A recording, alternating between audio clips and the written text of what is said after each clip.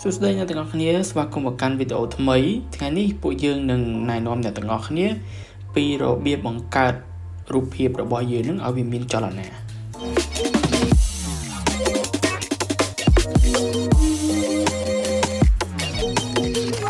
សូមស្វាគមន៍មកកាន់វគ្គបណ្ដុះបណ្ដាលអក្ខរកម្ម Digital តាមប្រព័ន្ធអនឡាញរបស់មជ្ឈមណ្ឌលកម្ពុជា 4.0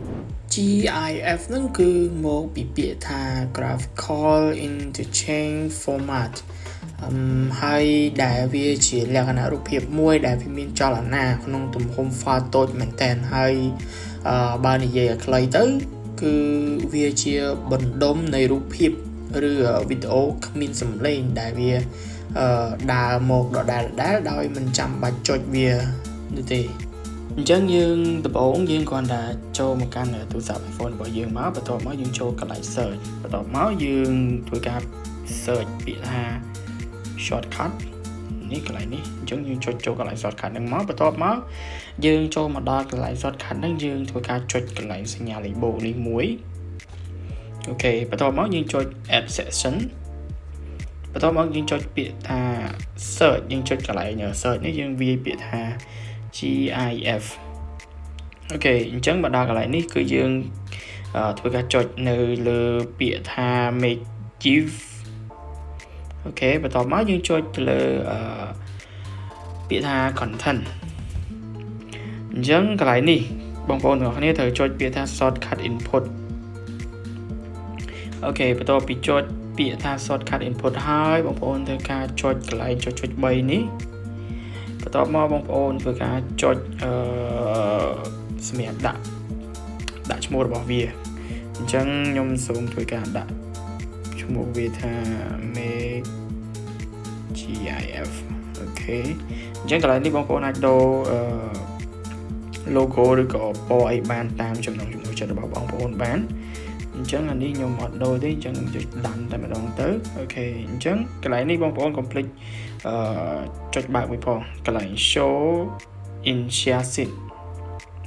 អូខេអញ្ចឹងយើងធ្វើការចុចដាំទៅហើយអញ្ចឹងមកដល់ជំហានចុងក្រោយបងប្អូនគ្រាន់តែចុចកន្លែងសញ្ញាលេខបូកនេះបន្ទាប់មកយើងចុច search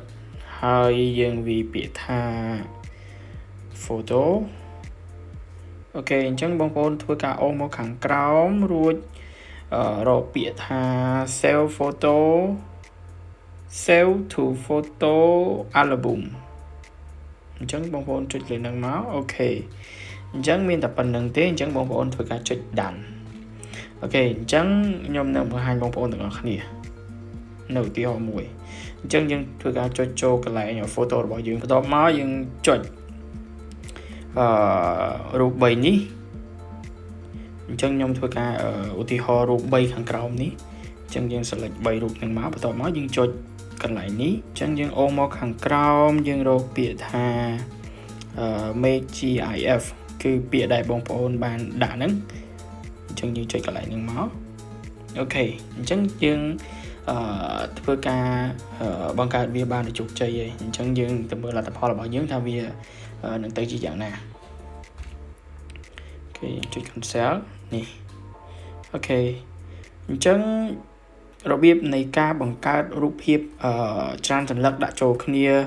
ឲ្យវាមានចលនាបែបហ្នឹងគឺវាមានភាពងាយស្រួលមែនតើអញ្ចឹងក្នុងវីដេអូហ្នឹងគឺមានតែប៉ុណ្្នឹងទេអញ្ចឹងអរគុណបងប្អូនទាំងអស់គ្នាសម្រាប់ការតាមដានវីដេអូនេះអរគុណ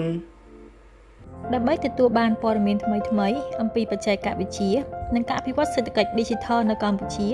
សូមចូលទៅ join Telegram Channel របស់មជ្ឈមណ្ឌលកម្ពុជា 4.0